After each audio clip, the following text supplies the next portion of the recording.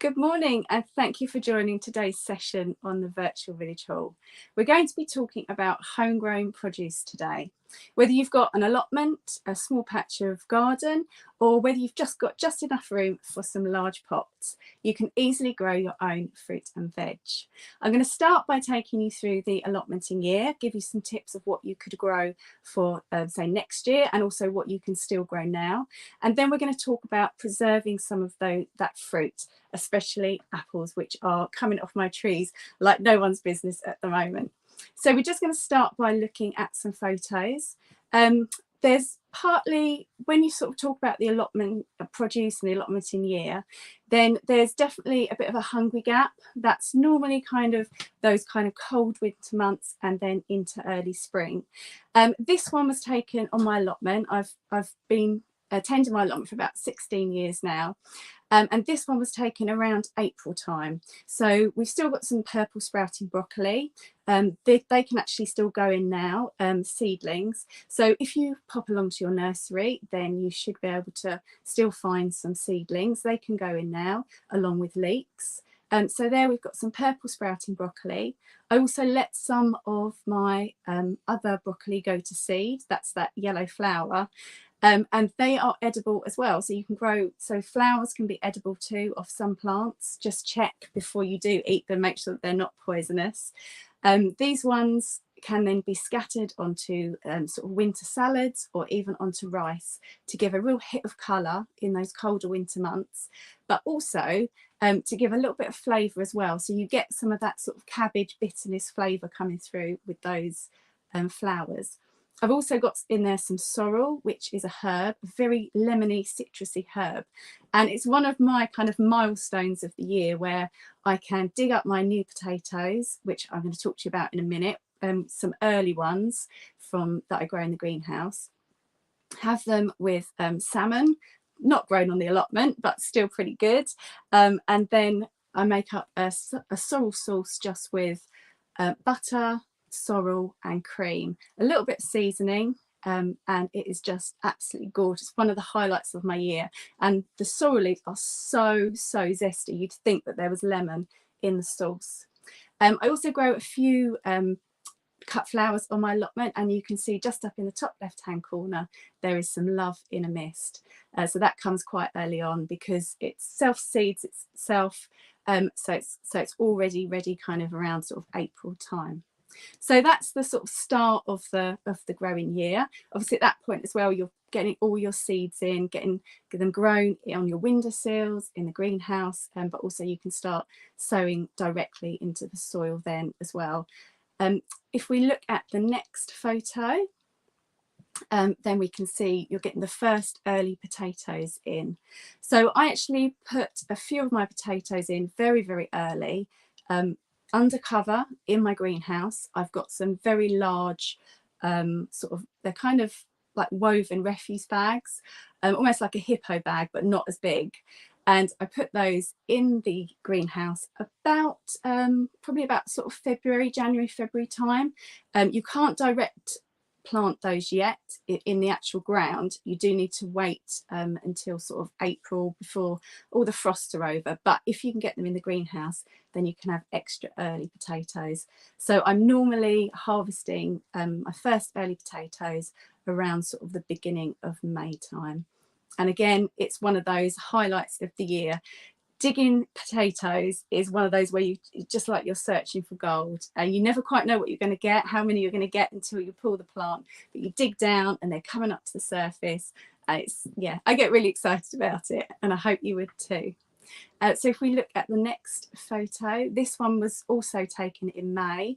So I'm lucky enough to have got two greenhouses on my allotment. Someone had just moved into their house and they were getting rid of them. So I managed to, with my dad and my sister, we took them all down and then we rebuilt them up on my allotment. So I can grow quite early cucumbers on my allotment in the greenhouse, but you can also grow cucumbers outside. They don't take up a lot of room. They just want something to crawl up, to climb up. And as long as you keep the roots nice and moist, keep them cool, then they will just reward you with lots of little cucumbers. A great variety to grow outside is Market Moor. They don't get much bigger than your, or you shouldn't harvest them much bigger than your hand, because after that they can start to go bitter. But Market Moor is a good variety to grow outside. So we'll look at the next photo now.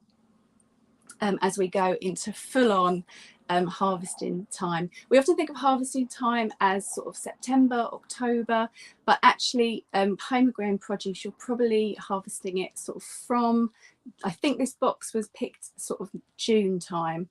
So we've got some French beans. I try and keep my allotment organic, so there's also a little ladybird in the mix there. I put him back, don't worry, after the photo is taken. I've also got some summer squash too up in the top left hand corner. So we've got some summer sun. They are those sort of round UFO kind of saucer type squash. I picked those quite young. You can eat them fresh, or you can also steam them, put them in stir fries, add them to curries. Also some other yellow courgettes there. I also grow the green variety. And if you look, they've still got the flowers on now. I've never done it myself, I keep meaning to, but you can take those flowers, stuff them with really good stuff like cheese and rice, and then you can put them in batter and then deep fry them. I've never done it myself, but maybe next year. That's one for next year. And again, the new potatoes are still continuing into May, June time. So as we go from the summer months with the sweet peas, let's have a look what's next. So a great thing to do if you are growing your own is try and grow things that you wouldn't normally find in the supermarket. And these purple podded beans come really early, a bit earlier than the runner beans. Obviously, there's always a place for runner beans because they're so much better, fresher, off of your plants rather than from the supermarket plastic packs. But these are purple podded beans. They're just a little bit different. Unfortunately, the colour does go as soon as they hit the boiling water, but they look great if you're growing them in a garden.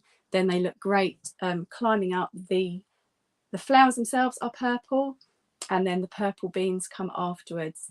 So it's a real kind of hit of colour in your garden if you're mixing your garden for veg and also for flowers. So let's have a look at the next photo. So I would say if you're going to grow anything, I would say grow a tomato, because tomatoes from that you've grown yourself are so sweet and so flavoursome. You can sometimes get some good tomatoes, the kind of the vine sun ripened ones in the supermarkets, but I don't think that they beat a homegrown tomato. This particular one is called Vordex, and it is, I believe it's a Polish variety, an heirloom variety. I'm a member of the Heritage Seed Library, and I get to choose 6 different seeds a year. It's definitely worth signing up to if you want to try some really unusual varieties. So this one, as I said, is called Vordex, and it's a big beefsteak tomato, and they get absolutely huge, and they're just so attractive cut. They've got these kind of heart shape. Have them fresh, have them cooked. They make a really good in a sauce as well. I especially love them sliced thinly with some basil and some mozzarella, a bit of salt and pepper, and then just a sort of a drizzle of olive oil. Another kind of milestone to my growing year. So that's the tomatoes. Definitely grow some of those. You can even grow them in pots. Just need a really nice sunny position for those. So what have we got next? Sweet corn. So these do take up a little bit more room. You're probably going to look at maybe sort of for a good sort of 16 plants, 12 to 16 plants. You want a big sort of 2 metre by 2 metre square. So this isn't one that you can really grow in pots or in a small space. They do need to be together, and they need to be planted in grid formation, so that when all the pollen from the flowers falls down onto the cobs themselves, which grow just off the stem of the flowers, that it gets that the pollen all falls on those the sort of fibrous bits, and then that's going to pollinate your corn, and you're going to get beautiful sweet corn like this.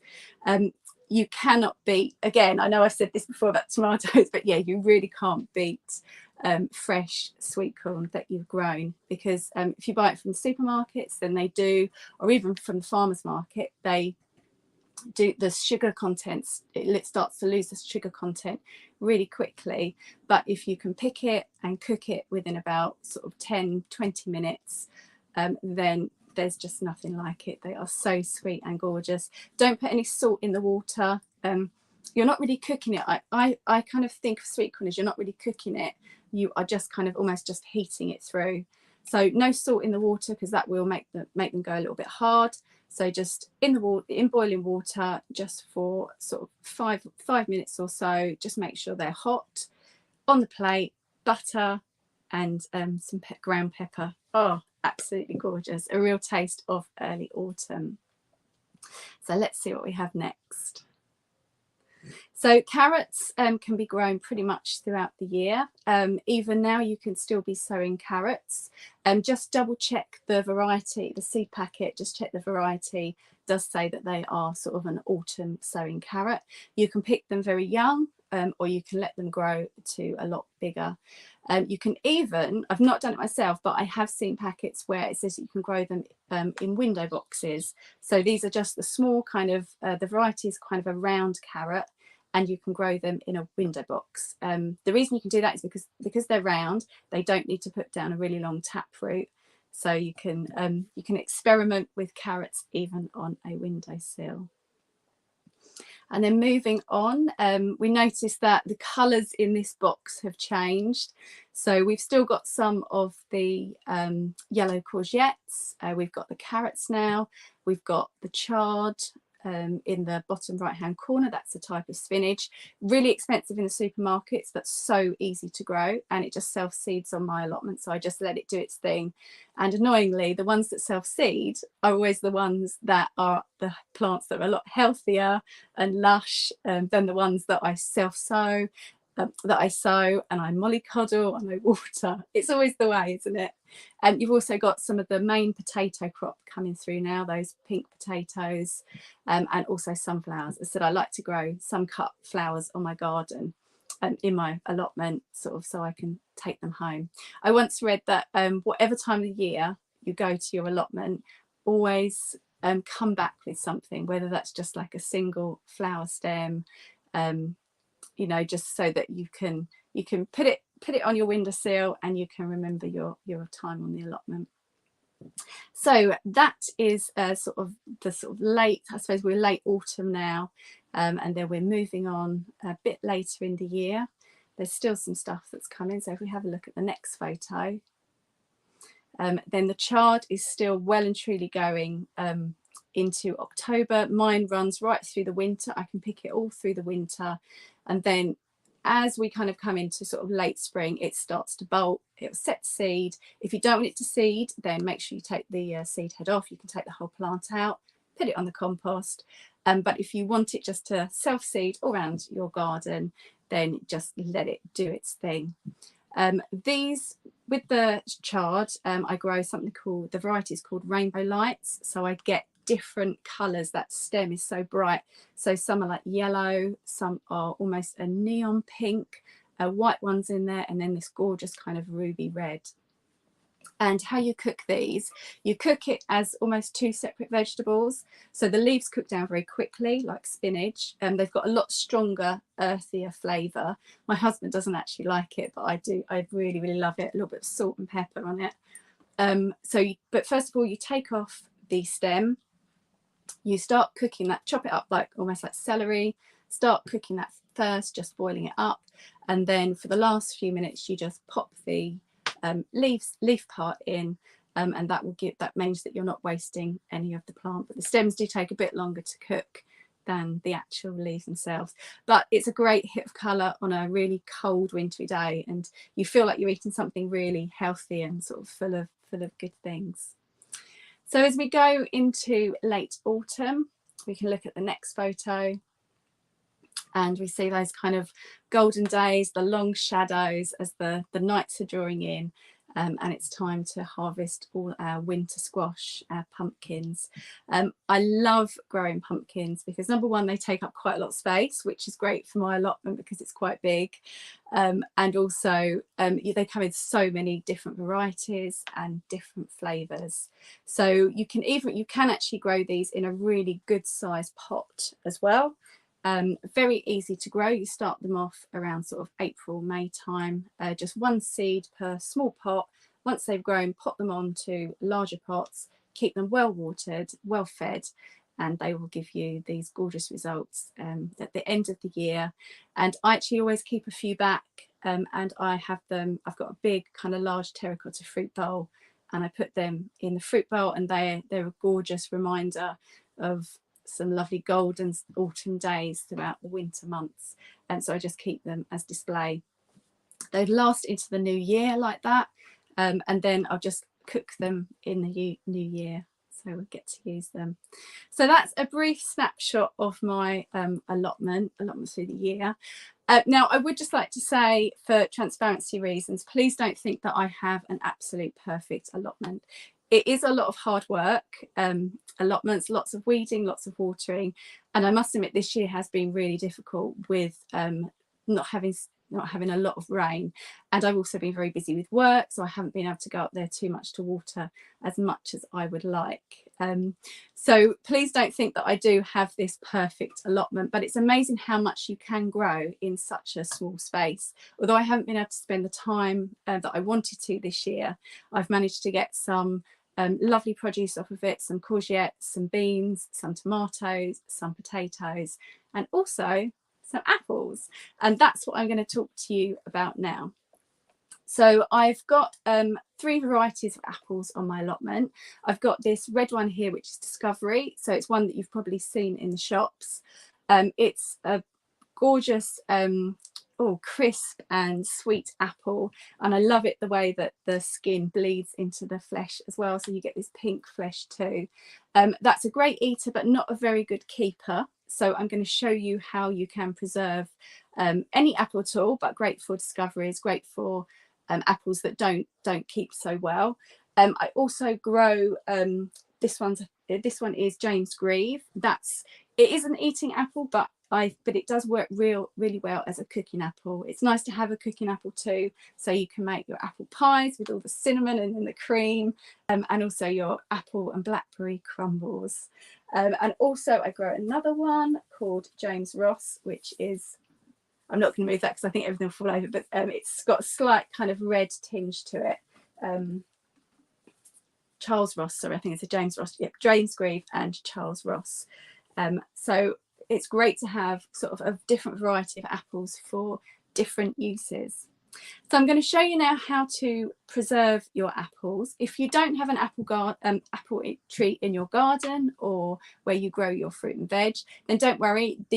You can do this the exact same method with supermarket bought apples, or this time of the year there's lots of farms that do apple days. So I live quite near to Faversham in Kent, and the Brogdale Heritage plant nursery, I'm not sure that's quite the right word, but Brogdale, if you want to look it up, they have heritage apple days. So maybe go along to one of those days and then use some of those apples, as well as eating with them, cooking them, to make these apple rings, dried apple rings that I'm going to show you now. So how do you go about doing it? So make sure that your apples are nice and clean, give them a really good wash, and make sure that they're not badly damaged. A little bit of sort of insect or sort of bird damage is fine because we can just cut that off, but make sure you've got a good apple with not too much damage. Start by washing them, and then we need to core them. Now, if you don't have an apple corer, like I don't, then I find that this is the safest way to do it. And I'm just going to pop you down and show you.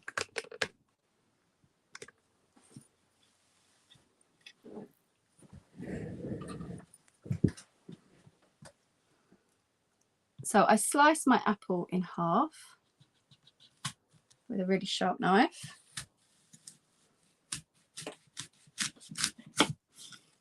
all the way down.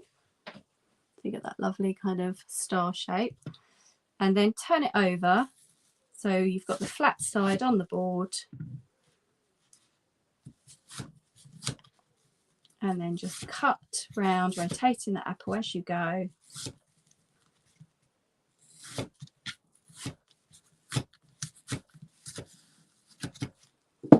And then you can push the core through like that, and then just if you've got any bits just left, just neaten those up. That one's fine.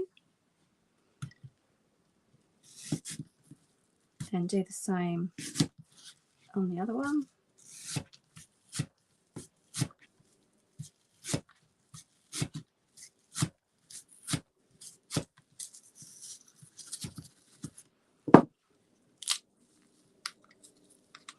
Push the core through.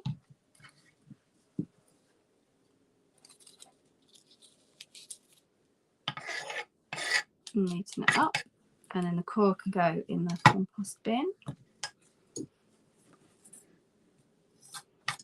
Then I use a longer knife, and I'm going to slice through the apple, keeping my hands well out the way, and you're going to just cut about half a centimetre or 1/4 of an inch into rings.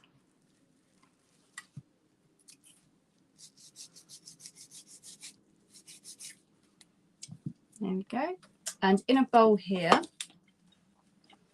I've got 400 ml of water mixed with the juice of 1 lemon, or you can use concentrated lemon as well. Just look on the bottle to see the equivalent.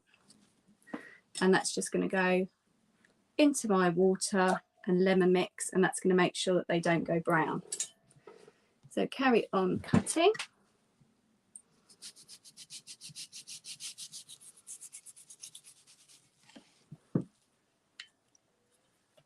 And they need to soak in the lemon mixture for about 10 minutes or so.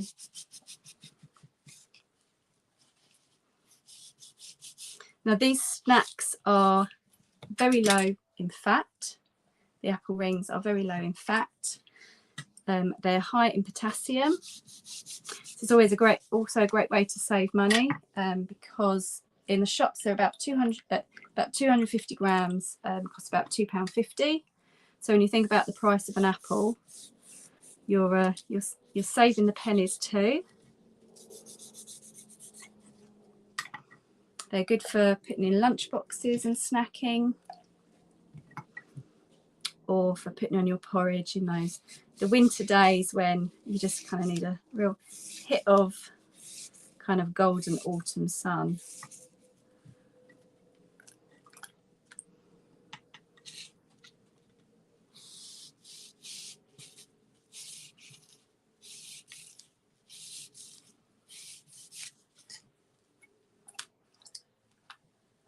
Make sure those well in the water.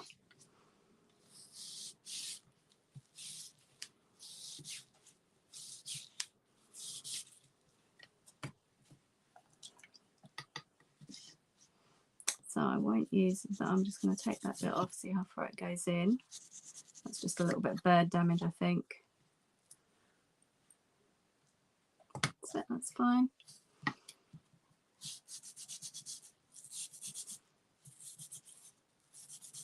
Keep carefully slicing. There we are. So that's all of our apples in a bowl. So just cut as many apples as you want.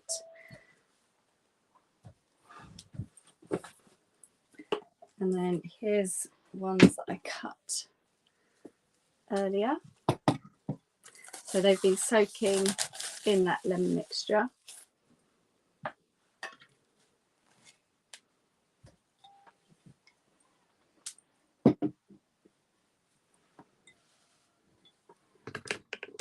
Bring it up slightly. There we go. So they've been soaking probably for about half an hour now. So they've kept their colour really, really well. And you can either put these then on a wire rack, just shake off the excess water, put them in a wire rack and put them in a very low heated oven. That would be sort of about 100 degrees Celsius, or sort of on a simmer if you've got a gas oven, for about 3 hours just on a wire rack. Also, if you notice, there are some bits that I didn't quite make a ring, so that's what I would then go and do with those. Or you can put them on a rack and just leave them in a really warm place, maybe just covered slightly with like sort of a food cover so it doesn't get dust or any flies on it, and they will be really good for snacking on too. Or alternatively, you can take a very, very clean bamboo stick or similar, just oil it. So I've just got some vegetable oil, so I don't want a strong flavoured oil, just a plain oil. Put that on to a piece of kitchen roll, and then I'm just going to oil that just so that the apples don't stick to it whilst they're drying, so I can take them off nice and easily. And then just make sure I get the right bowl. Yes, it's this one. And then just thread them on.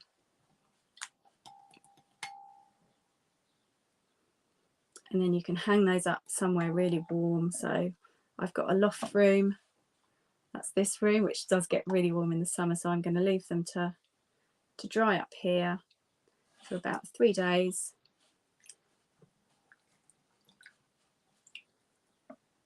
And then when they're dry, they'll kind of be very soft and almost like chamois leather. They shouldn't stick together.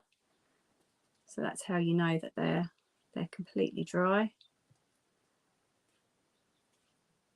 Space them out nice and evenly.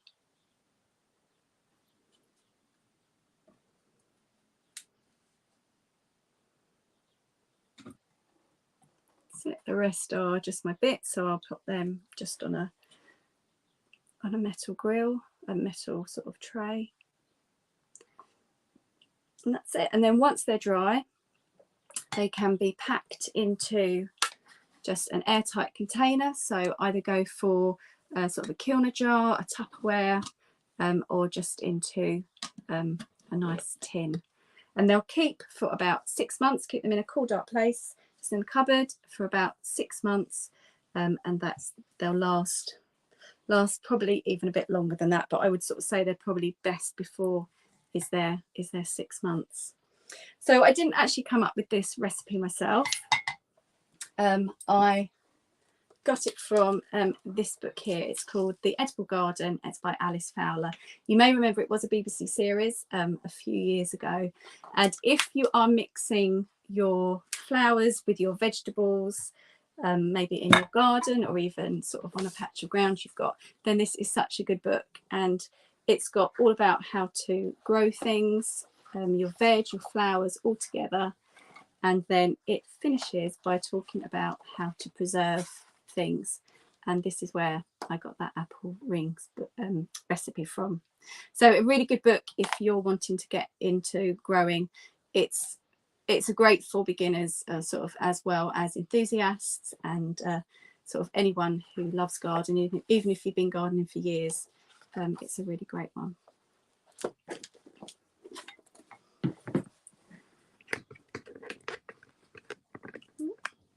So thank you so much for joining me this morning. I hope that's inspired you to maybe go out, pick some apples, find some apples at your local market, supermarket, apple days, and to make some really tasty snacks that are going to take you on through those winter months, to be a reminder of a lovely autumn, a lovely golden autumn. So take care, and I will see you again soon. Thanks then. Bye.